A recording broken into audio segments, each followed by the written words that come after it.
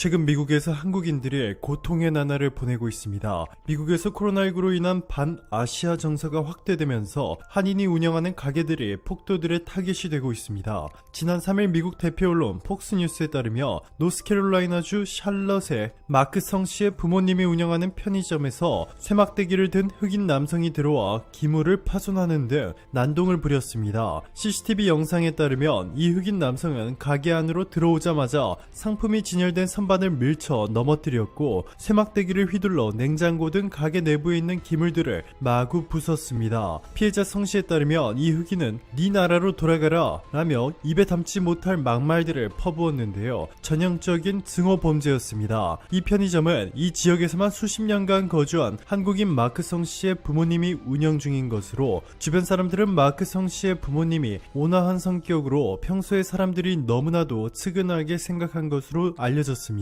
워싱턴주에서도 상황은 마찬가지였습니다. CNN은 워싱턴주 타코마 경찰이 한국계 부부를 폭행한 혐의로 15살 소년을 체포해 2급 폭행 혐의로 기소했다고 보도했습니다. 더 충격적인 것은 이 사건은 지난해 11월 19일 벌어졌는데 최근 소셜미디어에서 폭행 장면을 찍힌 동영상이 유행하자 뒤늦게 용의자가 검거된 것입니다. 동영상에서는 빨간 상의에 검은 바지를 입은 소년이 길을 걷고 있던 한인 부부를 향해 달려든 뒤 주먹질을 했습니다. 피해 한국 여성이 Help me 라고 여러 번 외쳤음에도 그는 계속해서 폭행을 가했습니다. 피해 한국인 남성은 당시 여러 명의 10대 소년들이 자신을 밀쳐 넘어뜨리고는 주먹으로 때려 갈비뼈가 부러지고 얼굴에 멍투성이 됐다고 밝혔습니다. 경찰은 사건 당시 신고를 접수했지만 동영상 속 폭행 사건과 같은 것인지 모르고 있다가 피해자의 친척이 이 사실을 알린 뒤에야 상황을 인지하고 공식 수사에 나선 것으로 전해졌습니다. 이뿐만이 아닙니다. 최근 미국 애틀랜타에서는 아시아인의 반감을 가진 범인이 아시아인의 무차별 발포를 해 한국인 4명과 아시아계 미국인 6명이 사망하는가 하며 뉴욕에서는 80대 한국인 할머니가 40대 미국인 남성에게 맞아 의식을 잃는 사건까지 벌어졌습니다. 지금 사진에 보시는 것처럼 눈과 코 등의 핏빛 멍 자국이 선명합니다. 올해 83살 한국계 미국인 낸시도 할머니는 지난 9일 뉴욕의 한 쇼핑가에서 빈병과 캔을 줍고 있었습니다. 그런데 갑자기 한 남성이 다가와 침을 뱉더니 주먹으로 얼굴을 마구 때려 의식까지 잃었습니다. 할머니는 이렇게 하는데 침을 얼굴에 뱉어서 머리에서 마구 피가 났어요 라고 전했습니다. 지나가던 행인의 도움을 받아 의식을 찾았을 때 용의자는 이미 도망간 상태였습니다. 피해자인 도씨 할머니는 진료비가 걱정돼 병원에 가지 못했고 현재는 외출을 두려워하는 것으로 알려졌습니다. 그럼에도 도씨는 살면서 3번의 전쟁을 겪고 평화를 원한다며 선처를 바란다고 했습니다. 도씨의 딸 린다 도씨는 우리는 기독교인이기 때문에 이 남성을 용서하고 싶다 말했습니다. 뉴욕에서 2017년에는 흑인을 상대로 하는 증오범죄가 17건, 백인을 상대로 하는 증오범죄가 7건인데 반해 아시아계를 상대로 하는 증오범죄는 3건에 불과했습니다. 2018년과 2019년도에도 비슷한 수준이었죠. 그런데 이 결과가 2020년부터 급변하기 시작했습니다. 흑인을 상대로 하는 증오범죄는 8건, 백인을 상대로 하는 증오범죄는 6건으로 모두 하락한 데 반해 아시아인을 상대로 한 증오범죄는 오히려 20건으로 크게 늘어났습니다. 이러한 결과는 지난해부터 시작된 코로나19와 관련이 있는 것으로 분석되고 있지만 무고한 한국인들에게도 폭력을 가하고 있다는 점에서 도저히 용납할 수 없는 부분입니다. AAPI 조사에 따르면 지난해 3월 19일부터 8월 5일까지 5개월여 동안 접수된 아시아계 증오범죄 피해 건수는 2,583건, 이 가운데 중국인을 상대로 하는 범죄가 40.4%로 가장 높았고 그 뒤를 이어 한국인이 15.7%로 2위를 기록했습니다.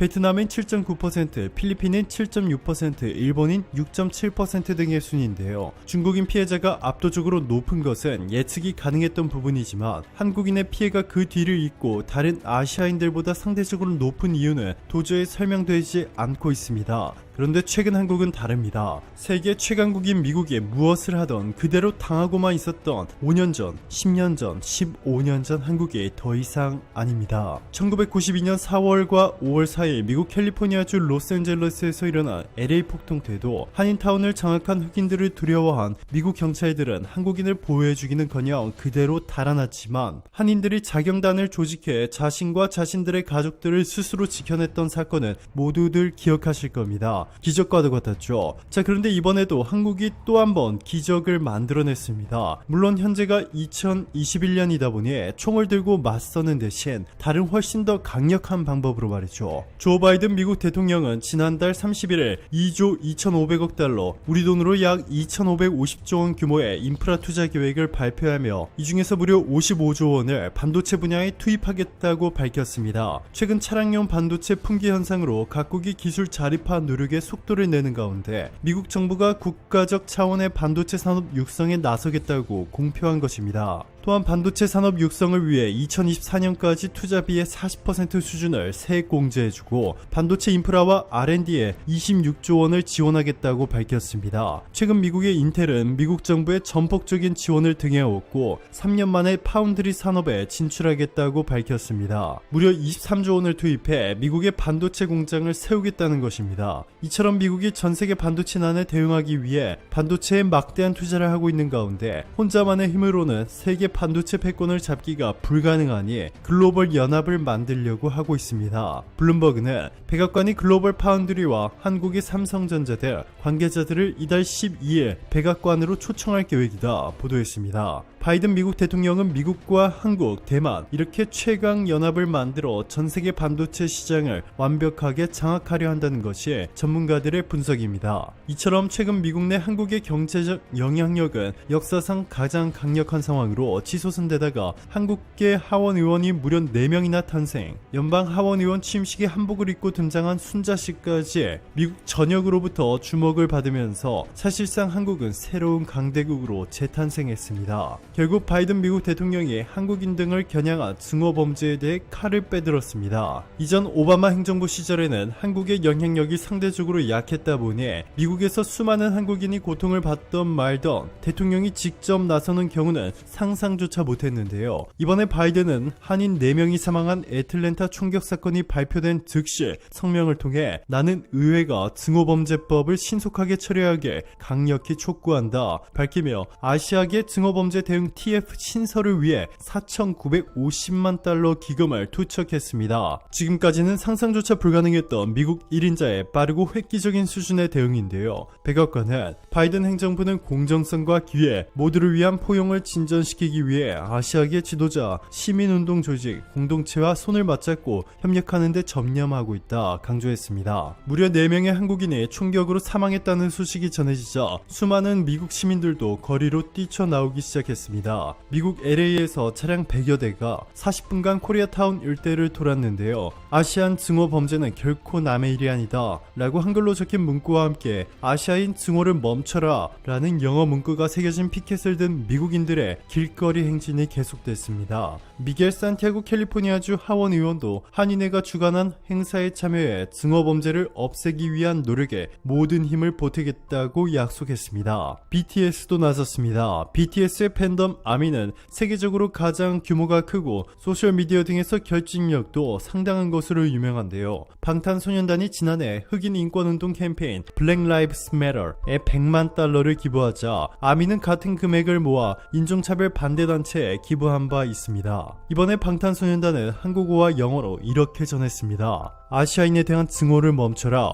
우리도 길을 걷다 아무런 이유 없이 욕을 듣고 외모를 비하당하기도 했다. 심지어 아시아인이 왜 영어를 하느냐는 말도 들었다. 나, 당신, 우리 모두는 존중받을 권리가 있다 라고 말이죠. 오늘도 감사합니다. 최고로 멋진 하루 보내시길 바랄게요.